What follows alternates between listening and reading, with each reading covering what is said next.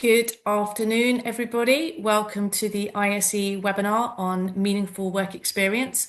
Really lovely to have so many of you attend this call. Really appreciate your interest in this topic.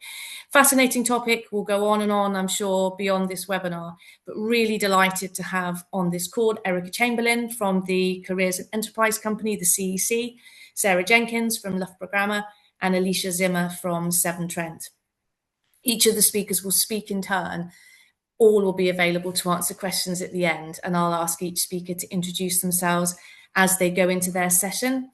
But a really timely a period for us to be talking about work experience. So many has been happening just over the last few weeks. When we had the white paper, which came out in October, setting out the government expectation and ambition on work experience. I was at the All Parliamentary Group on skills and education on Tuesday evening, where this was revisited. Jackie Smith, the skills minister, re-emphasised and emphasised as much as she could about the importance of work experience. The Gatsby benchmarks obviously came out in September, and this is number 6, I think, in the Gatsby benchmarks of meaningful work experience. And just as an intro on what young people think about it, we had a great conference yesterday, the Apprentice Conference. I hope many of you on this call were able to come. And UCAS came up with some really interesting stats. I'll be doing a blog, so don't worry about making too many notes. But 30% of their young people that they surveyed, now they're talking to over 1 million students. So 30% of them said they had found careers advice overwhelming. 28% had said they found their careers guidance inadequate or limited. 68% said that the majority of any good guidance they had come from friends and family. But 50% of them had, but then 50% of them hadn't, had access to one-to-one career support in their college or in their school. And then later in the day, when we had a panel of young people, they all emphasised how important it was. You know, they don't understand what careers are out there. They don't understand what they need to do to get into those careers or what is expected of them when they're in them. So this is an incredibly important topic, and we're delighted to have the different perspective and the different lenses from each of our 3 contributors. But I'm going to hand over now to our first contributor, Erica Chamberlain from the CEC. I'll switch my camera off as each presenter is speaking. Please ask any questions that you like. There's a Q&A function you will see at the bottom of the screen. Please post your questions in that, and I will orchestrate and coordinate the questions at the end. But Erica, I will pass over to you. Great, thank you. Really excited to be here today to talk about such an important topic and to be on the panel. So I'm Erica Chamberlain, and I head up our Strategic Business Partnerships team at the Careers and Enterprise Company. And in this first session, what I really wanted to do is to achieve 3 things to support you all. Firstly, to outline what modern work experience is and how this aligns with government ambitions. Then I want to explore why work experience matters to young people, business and the economy. And finally, how the Careers and Enterprise Company and our careers hubs can support you with the development and delivery of meaningful modern work experience. So to start, just with some brief context, for any of you that don't know the Careers and Enterprise Company, we're the national body for careers education in England, supporting schools, colleges and employers to deliver high quality careers education. And our mission is to ensure every young person can find their best next step. We run a place-based system where we have 44 careers hubs across England, and they work with 96% of schools and colleges. Careers hubs are run in partnership between CEC and combined and local authorities. They're responsible for driving forward quality careers education in their regions, connected to local growth plans to support those clear pathways for young people. They do this by providing support and challenge to almost all schools and colleges and thousands of employers. Nationally, we train careers leaders and provide quality assurance and impact data from schools, colleges, young people and employers. We know that skills shortages persist for many industries and small businesses, and the careers education system, coordinated by CEC and led by those economic partners, can help close skills gaps by strengthening the connection between education and employment. And a vital part of that connection is ensuring that young people develop the skills and behaviours needed for the transition into the world of work, and they can develop those skills through work experience.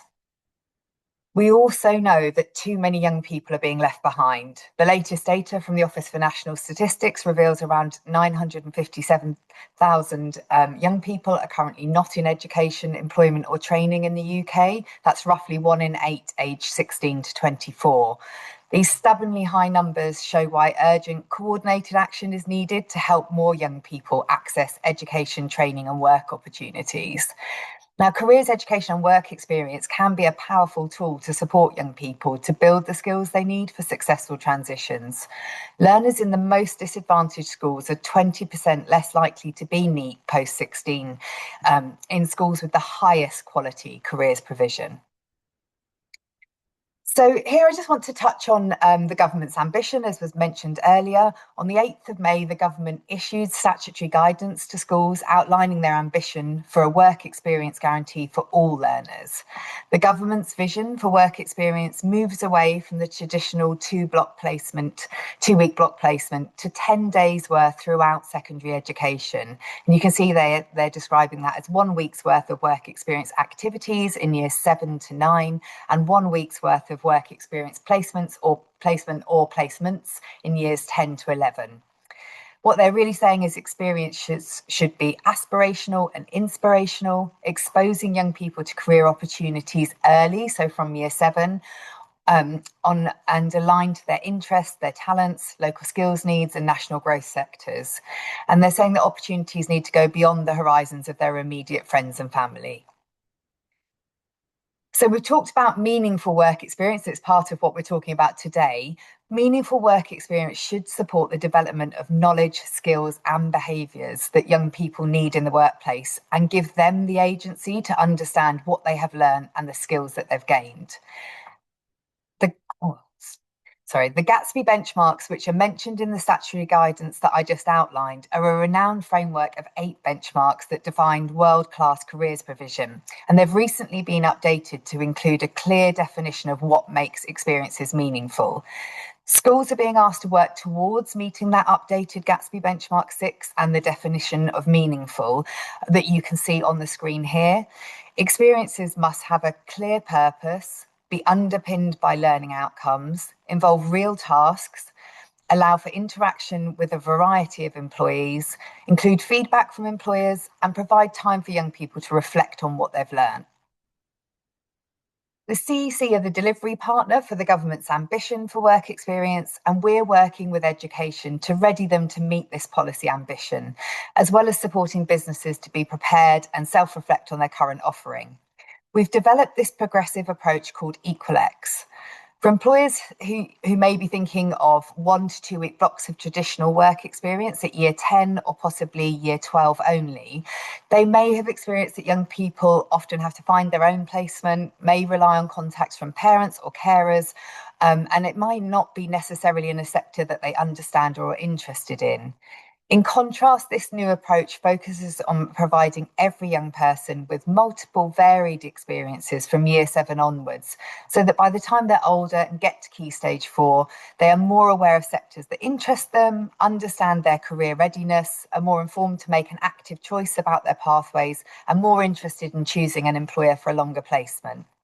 This approach gives employers the opportunity to engage in flexible models of meaningful work experience where they have the capacity to. The key thing to understand is the outcome you want as a business and understanding what that young person needs.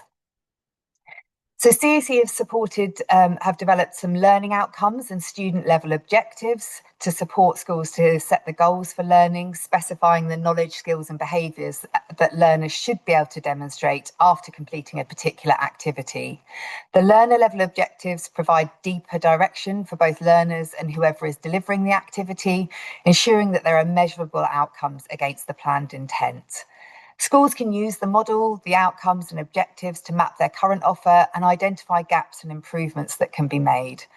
Once this is embedded in the system, it will be much easier for schools to communicate with employers about what students need to gain from any experience. So I've outlined the government's ambition for a work experience guarantee and why it's so important for young people's successful transitions. But it's important to understand why it's beneficial to your business too. Now, our data shows that employers offering any form of workplace experience are 77% more likely to report business benefits, including developing new talent pipelines, bringing apprentices into the business, and improving the effectiveness of their early careers recruitment. We also know that embedding the development of essential skills into work experience makes employers 72% more likely to say it improves young people's employability. And lastly, I think it's really important to note that offering workplace experiences can also support staff development and well-being. And according to research conducted with over 1,000 business volunteers undertaken by education and employers, education volunteering supports well-being, with 62% reporting improvements to their sense of mission at work as a result of volunteering, and 77% reporting an increased motivation at work. They also noted in this study that more is better. So the more hours volunteered, the more likely employee volunteers were to report an impact. So for instance, 55% of those volunteering, the equivalent of 10 plus days a year, reported strong or very strong impact on their in-work motivation. And here you can just see a quote from Catherine from Cisco, who works with us closely at CEC, who outlines their established work experience programme has enabled Cisco to recruit a more diverse and engaged early in career workforce. So to finish my section, I wanted to cover the support CEC and Careers Hubs can offer you to ensure that you use the limited resources you'll have for delivering careers education outreach to the best effect to have the impact you're really looking for. CEC have developed the employer standards to provide a clear framework to businesses of all shapes and sizes to maximise the impact of employer engagement with young people, ensuring mutual value and long-term business success. So the employer standards provides a framework based on best practice, so that if you have a clear understanding of what good, so you have a really clear understanding of what good looks like when you're doing your careers education outreach. The standards are grouped under 3 pillars, focused on inspiring young people, preparing them to be career ready, and collaborating for success. It will support you to consider things like how relatable role models you send into school are. So how relatable your role models that you're sending in are, how to support young people to understand your application processes and pathways into your sector, and how to build sustainable relationships with schools. On top of the framework, we also provide a free online self-assessment tool that takes about 25 minutes to complete, with real-time results based on your answers. And it allows you to compare to others in your sector and in your geographical location. It then provides a roadmap with resources showing you how to improve. To give you an idea, we've had over 1,600 employers using the self-assessment tool so far and accessing resources to support them to have the greatest impact when working with young people. And it's really supporting employers to think about where to make those improvements to have the most impact. And one of the resources that you gain when you have access after the assessment is around providing meaningful opportunities. This guide for employers, it really focuses on supporting employers of all sizes and sectors to think about how they can really make that meaningful work experience count. And it includes things like inspirational videos, ready-to-use templates, project brief examples, and FAQs. And so you can see here things like workforce experience planning checklists. You can have a look at other employers' activity plan examples. You can get a range of project brief examples from other employers. And that's all there for you to access for free once you've taken that assessment, and you can really understand where you might benefit from making improvements. So when you're thinking about making connections with schools and colleges, partnering with a careers hub can support you to do that efficiently and also connect you to any existing local programmes and support. Careers hubs are connected to all schools and colleges in a local area, and they have direct links to the careers leaders and leadership relationships. And they'll be able to support you to know which institutions need work experience, who is missing out, and where your support might be best placed. Hubs have access to local data and insight that will support you to make strategic decisions rather than relying on being reactive to requests or relying on existing relationships. Hopefully working with your careers hub should save you time, ensure you align with any local priorities, and can achieve your aims faster. So I will share these slides and you'll be able to access them afterwards, but it provides a link here so you can find your local careers hub, understand modern work experience, access the employer standards, and access our podcast, which is specifically on modern work experience and how to make it work. Thank you very much, Erica. That's great. And we've already got questions coming in, but as I said, I'm going to collate all of those to go through at the end. But I think some really interesting things, and a lot of the resource out there, as you say, on the CEC website, the November symposium and the recording from that, I think is fantastic. And I'd really encourage our members to go on. You can get it onto YouTube, right? You can see that. But the really impactful video that the young person made for that, where she's sort of going, how do I know if I want it? How do I know if I can do it if I've never seen it and never really been there to know what it is? So, but yet I hear that, the challenges that people have. And one of the things about accessibility for all, one of the MPs on the APPG that I mentioned was saying, if there are kids in my constituency, if that work experience isn't just a bus ride away, it might as well be on Mars because they just can't do it.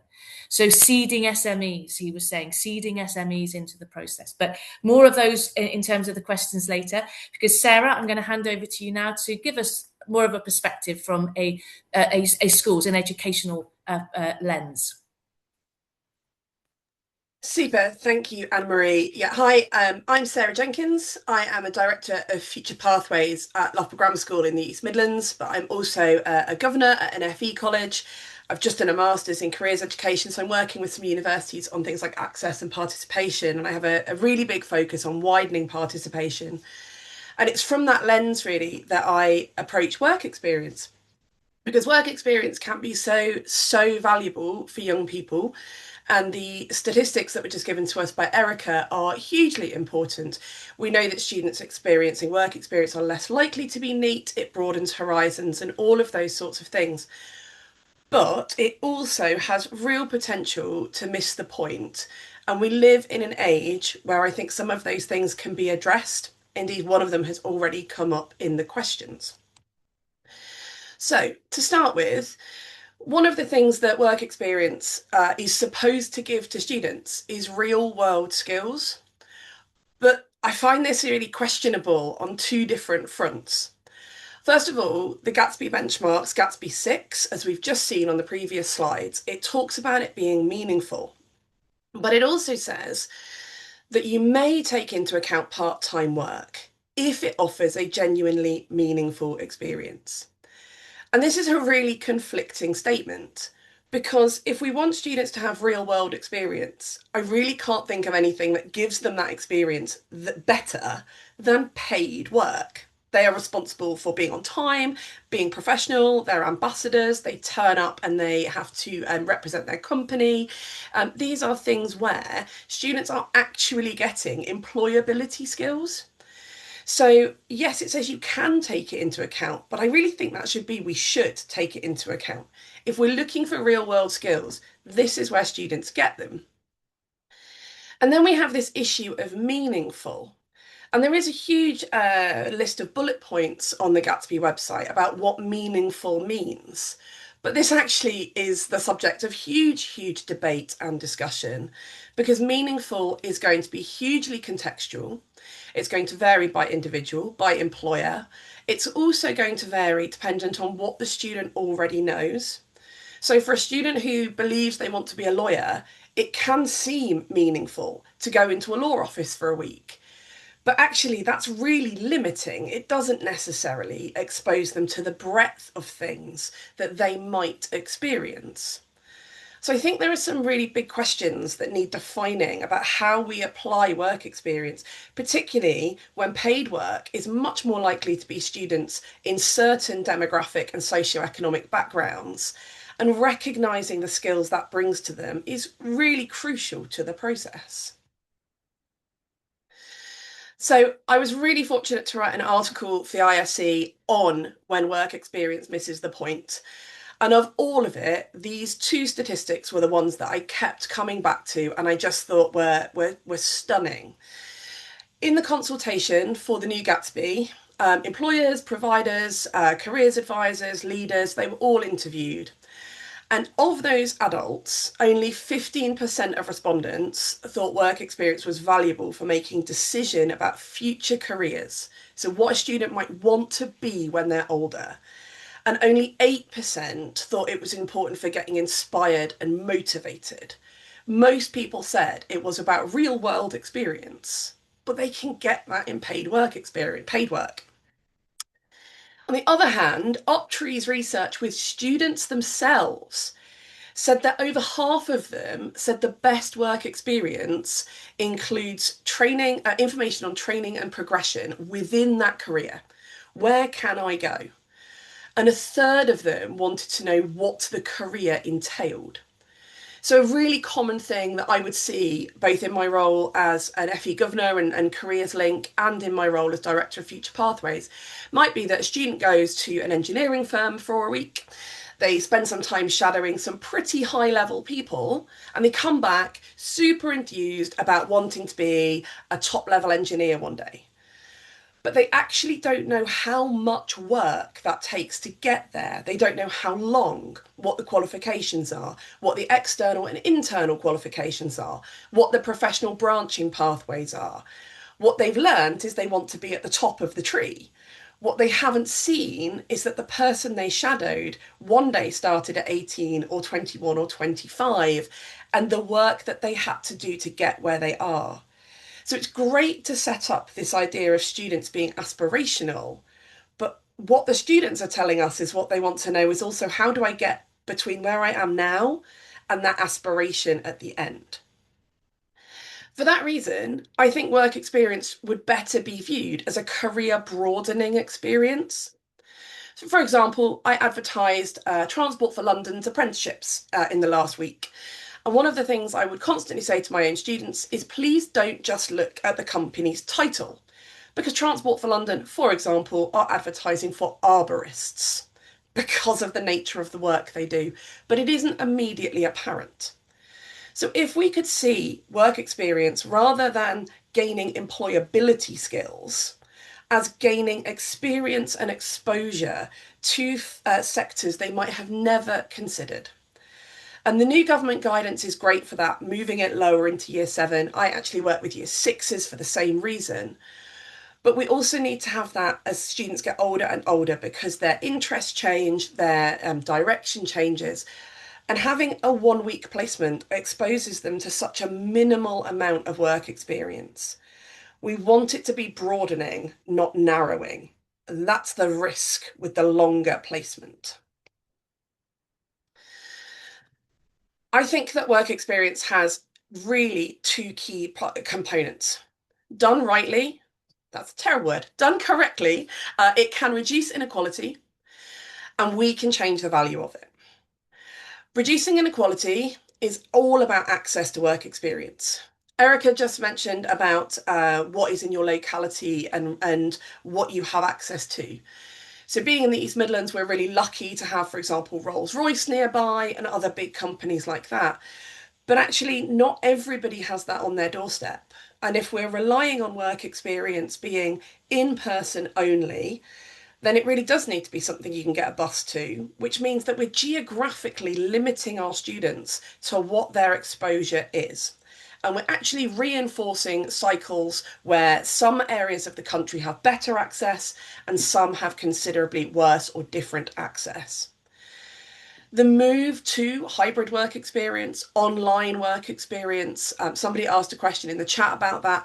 Online work experience is a fantastic opportunity for students who might not have companies on their doorstep that they are interested in to get ahead and to find ways to do it. And so many companies are being really innovative in the way they're running online work experience. It's maybe just one day. So then the students can do 5. And that means they get this really career broadening experience. It's free. So it levels access much more. We still will have digital poverty in certain areas, but certainly it goes a good way to trying to level that playing field. Because networks are not equal. And we do know from all of the research that middle-class students with much better networks are more likely to be able to access work experience than perhaps their counterparts in different areas, those ones that are potentially more at risk of becoming NEET.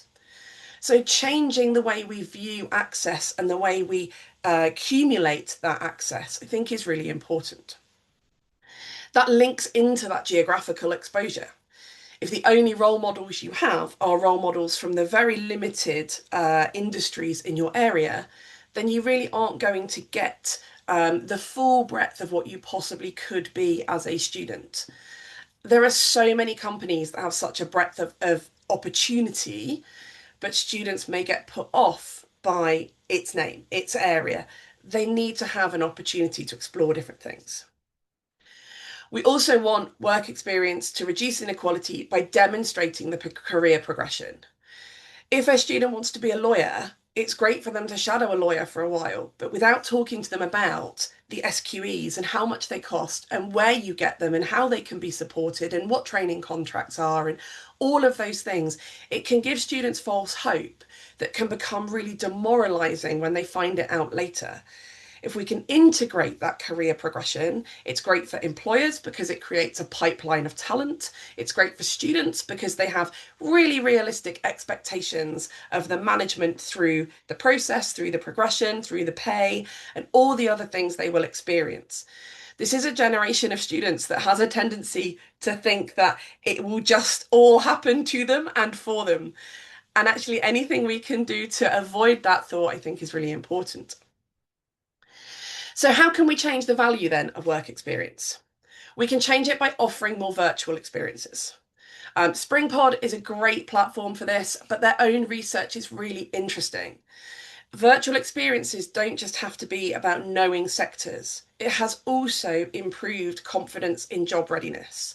So 45% of students have an increased career confidence and 59% have reported a rise in job readiness. This research also encompasses huge amounts of data on diversity of students, on the different types of students, and the accessibility within it.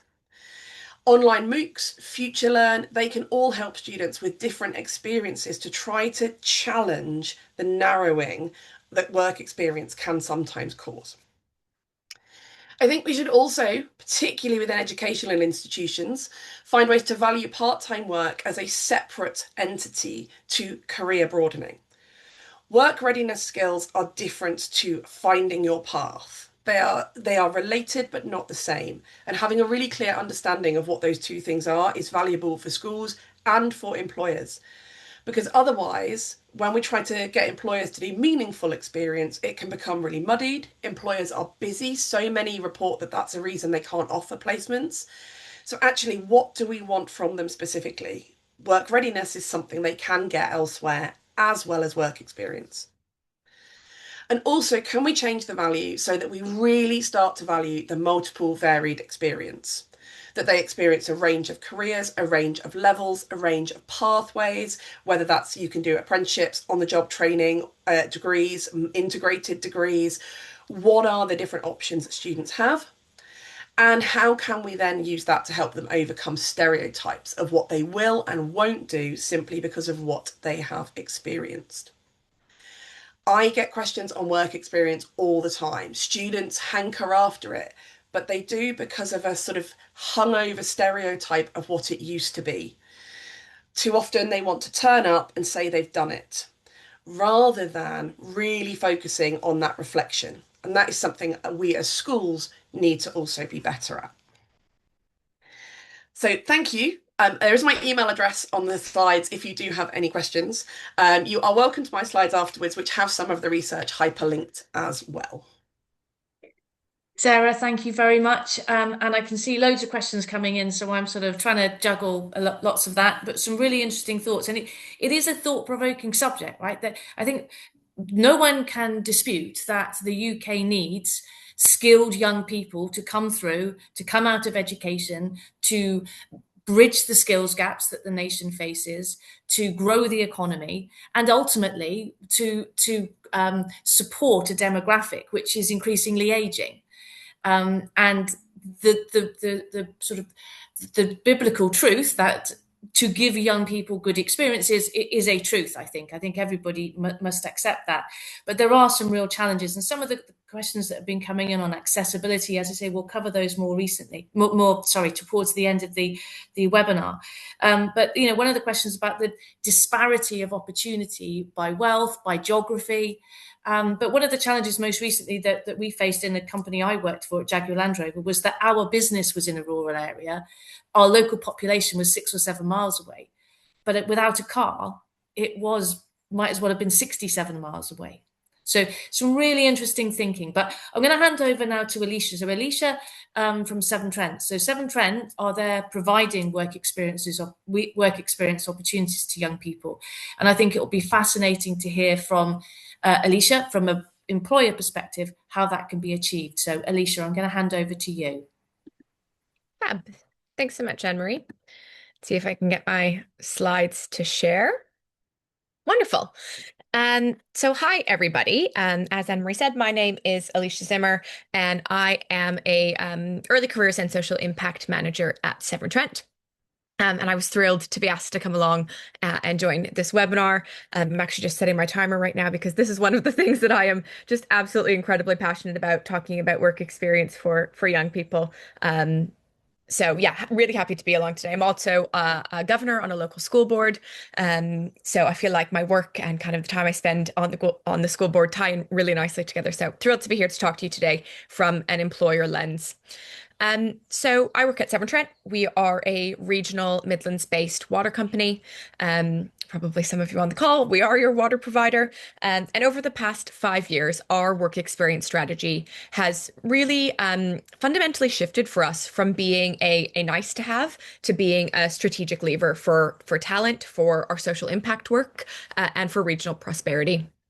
So for us, this isn't just about work experience placements or experience of work. It's about shaping, the futures of the young people who live within our region, strengthening the communities that we serve, and building a more resilient workforce for the region. So if I start with kind of community at the core of it, as a regional employer and a monopoly, we are in quite a unique position. I think you don't find a lot of companies where, 99.8%, I think, of our colleagues are also our customers, and where people don't kind of have that choice of where they're going to go for their water bill. And I think what that has led to for us as an organization is that we really feel that kind of social responsibility to the communities that we serve. And we really see it as kind of that social contract for the individuals that live within our community. But also, it really gives us a reason to invest in local talent early, because long-term regional resilience depends on it.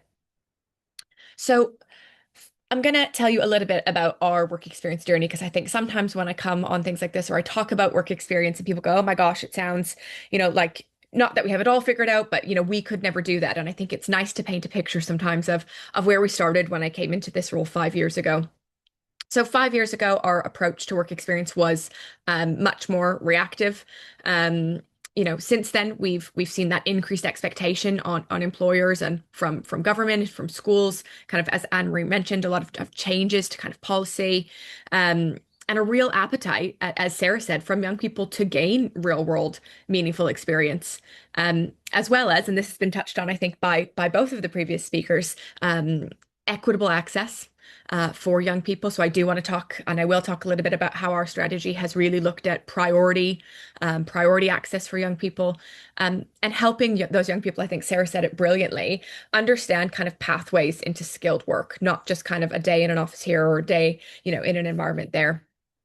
So I'm going to take you on a little bit of a journey about what that looked like for us. So about 5 years ago, I think like lots of organizations, the way our work experience worked was friends and family would contact people who worked at Severn Trent. They would then reach out to our team and say, hey, I know somebody who wants to do work experience. And then our, very, very small team, I've seen resource mentioned a couple of times, our very small team would kind of go off and look to kind of find a placement for somebody who was a friend, a family, a neighbor, of somebody that they knew. And really the handoff, that's where it ended. We would say, yep, we've been able to match you, and we would, introduce them, and then that work experience would take place. And what happened on that work experience placement, was not standardized. We didn't know a lot about it. What we knew was that this young person was coming in and getting work experience, which I know we've talked about a lot in terms of the meaningfulness of it. But also it meant that when we talked about access and equity, it really was about young people that already had a network and that already knew somebody who worked at Severn Trent. And that really gave me pause when I came into this organization, and we started to look at how could we do this a little bit differently. We didn't want to stop friends and family from bringing people that they knew in. I actually think that that's brilliant. But what we did want was to provide some guidance and some support about what we think those placements should look like. Obviously, we heard from Erica first, and Severn Trent is also a huge advocate for the CEC. So you will hear me mention them kind of a lot throughout this, because it was instrumental in, the shaping of our work experience. So what we did was worked with the CEC, we used the employer framework, and we built guidance packs and kind of frameworks that we could share with colleagues that wanted to bring in people they knew. But we decided that we were really going to focus on that equity and lack of network for disadvantaged young people. And that's where we were going to focus our energy as an organization. What that led to was us kind of identifying key partner schools across the region that were in areas of deprivation, kind of higher levels of free school meals or widening participation, all of the kind of different metrics. And we wanted to build long-term progressive relationships with those schools.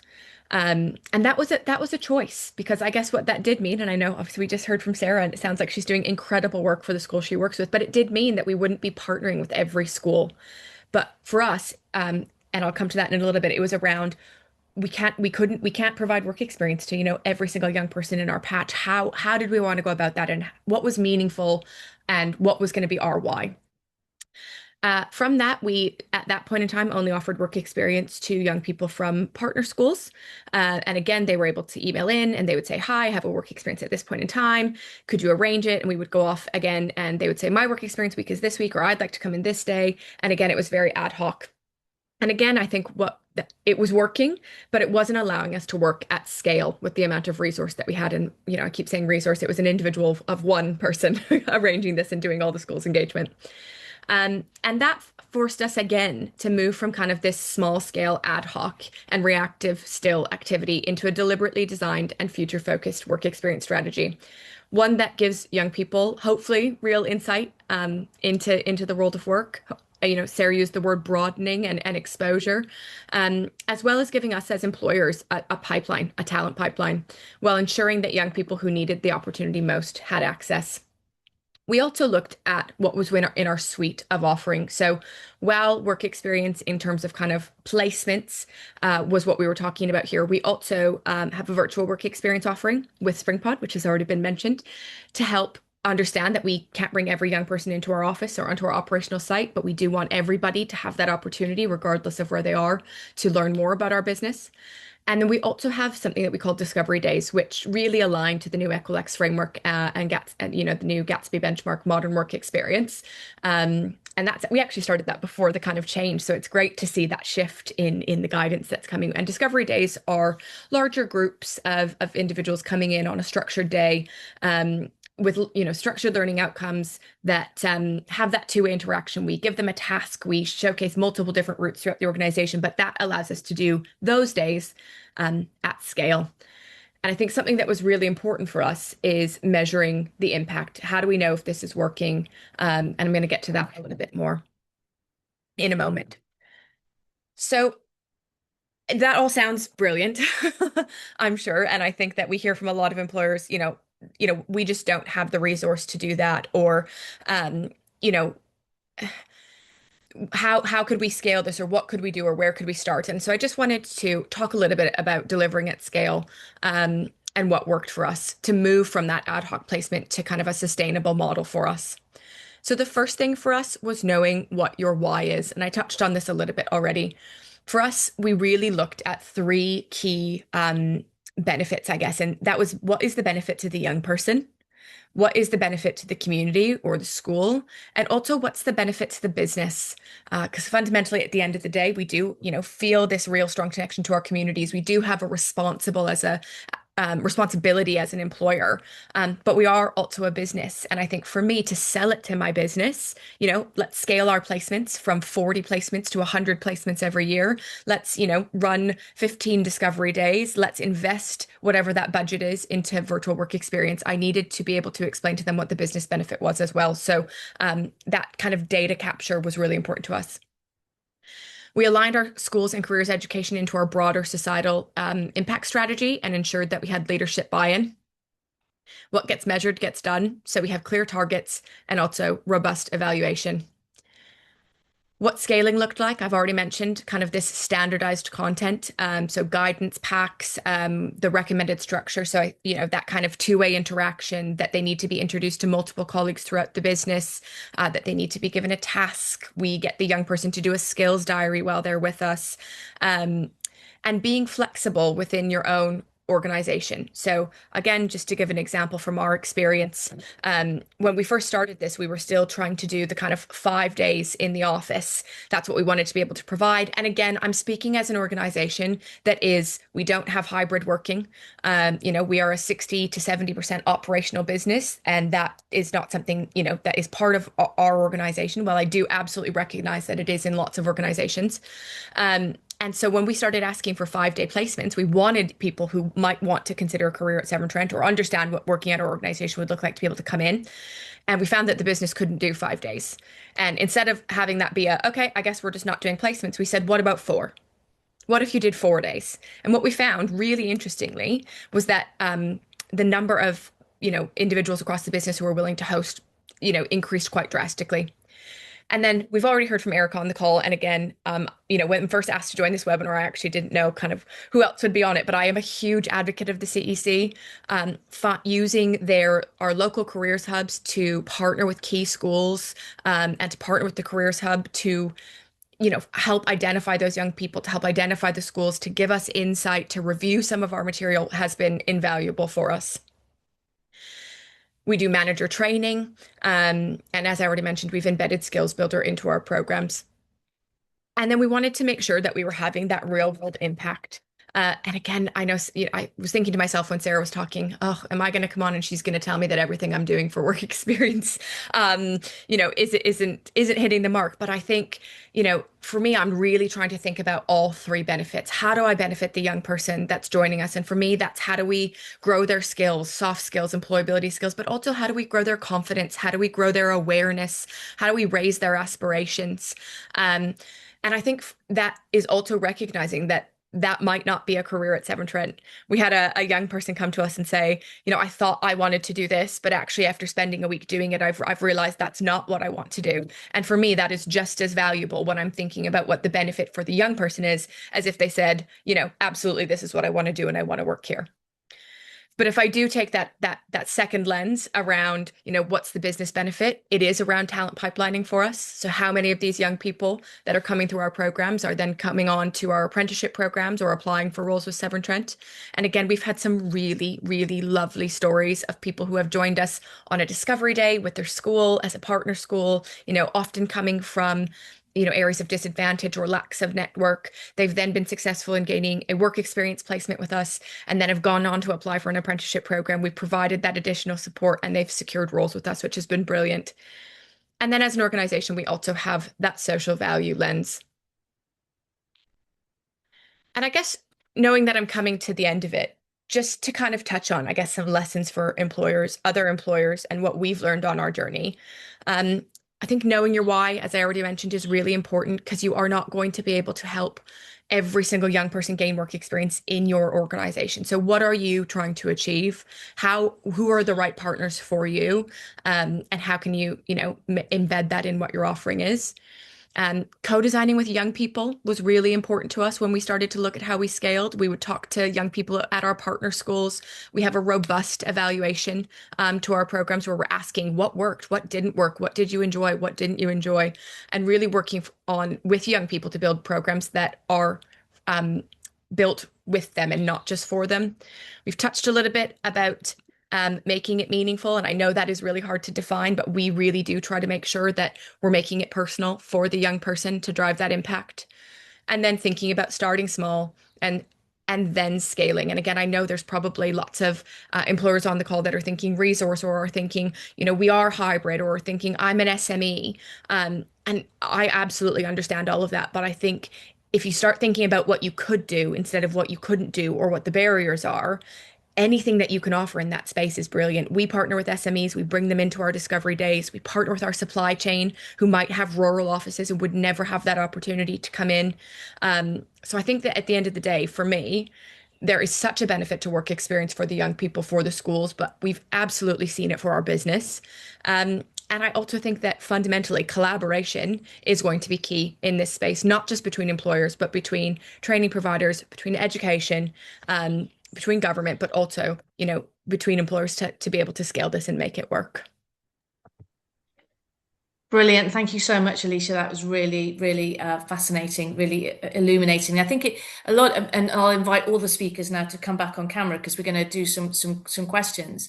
I think it's really illustrated here how there is so much passion behind this. There's so much passion and motivation to want to build a better world for young people, and just looking at it parochially from a business perspective, also to make sure that we build our businesses, we become more profitable, and the more profitable we are, the more people we can hire, etc., etc. It's a self-fulfilling, beneficial circle, but it is challenging, and the very questions that have been posed already in the chat, and so you've alluded to some of them already. So I want to spend at least the last 15 minutes now going through some of these. I'll come to each speaker in turn, so I'll say who I'm going to come to first so that you could be prepared. So Erica, just coming to you first.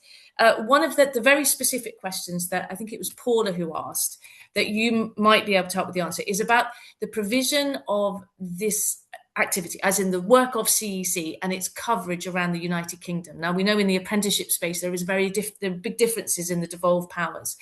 Paula's question is specifically about the kind of work you do, but that happens in Scotland. Where does that fall, Erica? Whose responsibility is that?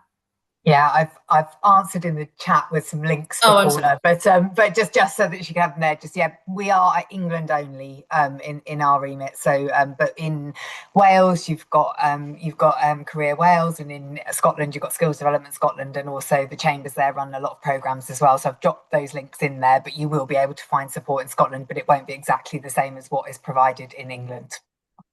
Thanks, Erica.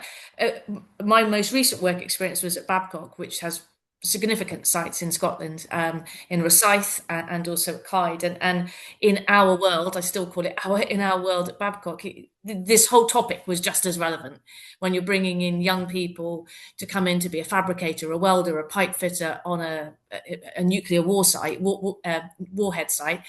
Them knowing what they're going to be walking into is really important, just as it is in any other part of the United Kingdom. But thanks for clarifying that, Erica. The questions come up a lot about virtual work experience. There's been some big shout outs for Springpod, and they are a great supporter of the ISE. They're not the only. They're not this bit like you can get this product elsewhere. I'll have to put that out as an advisory. But the concept of virtual work experience, Erica, just whilst sticking with you. What's the CEC's view? Businesses do sometimes find it difficult to provide a huge number of in-person. They find it that I think Lisa from the Met Office has spoken on the chat about providing that virtual work experience platform. Give us your views on that.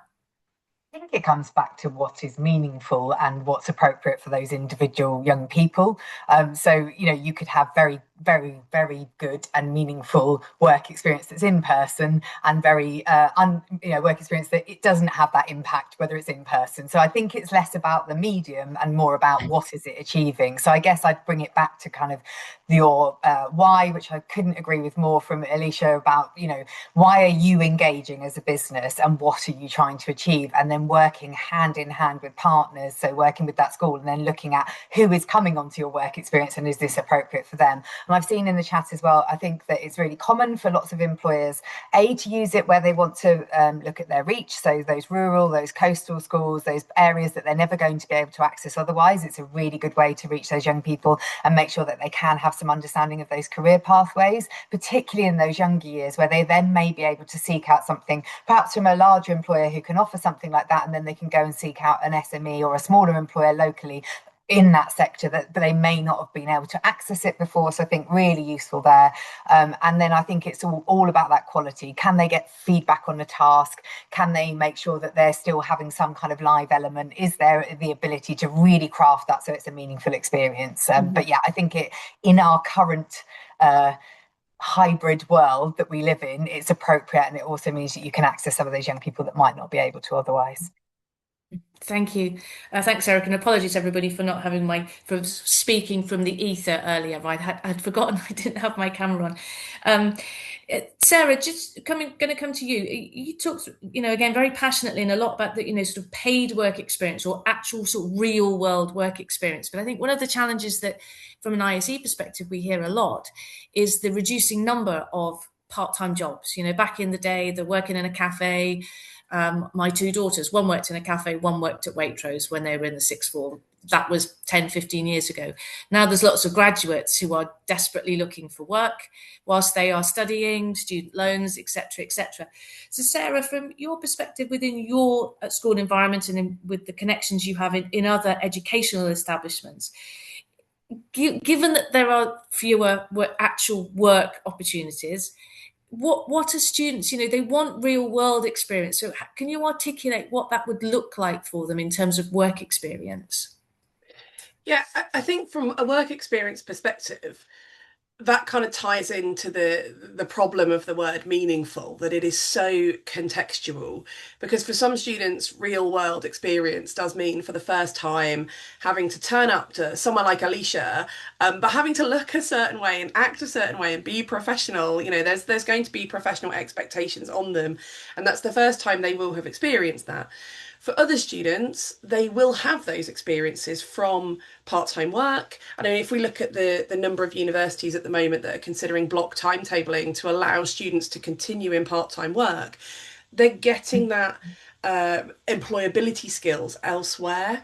And actually their work experience, therefore, might be, I'm not sure what I want to be. I want to explore different career options, or I think I want to be a teacher, a lawyer, a train driver. Let me go and find out if that's a career that I actually want to explore. And so there's actually just competing tensions. There isn't really a way around those tensions. And as Erica talked about, with meaningful being that key word that needs to be addressed. But I do think there needs to be an understanding that employability skills are different to career broadening experiences. They are related, but they are slightly different outcomes. And I think that for students is really important, particularly if you have students from lower socioeconomic groups who have to work, who are, in households where they must go and complete shifts in their local supermarket. They may not have the capacity to do in-person work experience because they have a job to go to that they just can't take time off of. So it's balancing all those competing things to get the best outcome for the student. It's hard. I know it's hard, and employers are doing such a great job at trying to address it. But I think understanding the difference between employability and career broadening is crucial. And I love the work that Alysha has done on that. No, I thought your slides were amazing, Alysha. I was so impressed to see the work that you're doing. Thanks, Sarra. And coming to you now, Alysha, because a lot of the things that you said resonated. As I said, I come from an employer background, and I wanted to pick up on one of the questions that James had posted, which is around barriers. And I know, Alysha, because we've spoken about this, we like to say what you can do rather than what you can't do, but just addressing this, James has quite rightly said, that many companies, and as I said, the last two that I've worked in would certainly have big health and safety issues, but as would Severn Trent. But when it comes to onboarding, health and safety, safeguarding, IT security, accessibility to site, though, can you just say a little bit about how you've overcome, as an illustration really of how companies can overcome barriers that seem really quite insurmountable? Yeah, of course. Yeah, I think I'll start by saying that I think sometimes when I come to webinars or I get to speak to people about the work I do in my organization, I feel really privileged because I'm very conscious that not all organizations have the trajectory, the ethos that maybe Severn Trent does. So I think it's a really good one to call out because I think I'm not blind to the fact that there are challenges and barriers. And if I'm going to answer the question, the answer is hard work. from our teams. So, one of the things I think, James, I was reading your question while Sarah was talking, I thought, oh, that's such a great question. So we don't onboard our work experience placements, but we fought for 3 years to get them tech access. And that wasn't an easy, it came down to that meaningful bit. We felt like they're just going to sit here. We can't expect them to have their own devices. We can't expect that we'll have enough tablets for, young people to be able to come in to use. And so it was a genuine back and forth with our technology team for 3 years to be able to develop this kind of different type of access where young people can be registered, they can come on, and our business has just absorbed that cost. I'm also very aware that that is not necessarily possible for all businesses, but I think when I come back to this, when you're setting it up, and it's been mentioned a few times, like, what is your why and where's your senior leadership buy-in sometimes before you, and I know that, again, Sarah, you mentioned tensions. It's that tension then between, do you need your senior leadership buy-in, and do you need to know what your why is, or should you just give it a go, which I always encourage organizations to do. And those are also balancing tensions. And sometimes you have to give it a go to be able to say to your senior leadership team with data, this was the impact and this is how it could change things. And so I think there's tensions everywhere here, isn't there? What for the school system, for the young people, for employers. But I think, how we've gotten around that is by, I think, not pretending they don't exist, acknowledging what some of those barriers are, asking, what would make this more beneficial for you. The reason we first started approaching it, we had been thinking about it, but a young person said, well, couldn't I just log on? And we were like, couldn't you? Yeah, couldn't you just, I think being able to take that away and talk about it. But I think some barriers will be insurmountable for some businesses. And, I think you have to accept that and think about what will work for your business. If you can't get them tech access, could you have tablets? Could you do it in more of a group session? But yeah, I think I feel very lucky. But some of that is the work we've done around impact, around data, around what our why is, and getting that senior leadership buy-in to start with. But also I'm not blind to the fact that those barriers definitely do exist. And I think it's really interesting what you said earlier about it's, well, how much can you do? So yeah, it may not be feasible for that young person to come on site for 5 days with various restrictions on access or security and so forth. But they might be able to for 1 day or 2 days, or they might be able to combine that with some virtual interactions. And just picking up with you, Alysha, before I know we're running out of time, but in terms of SMEs in your community, I mean, Severn Trent is huge, right? It's covering everything from the Welsh border all the way through to the big urban areas in the West Midlands.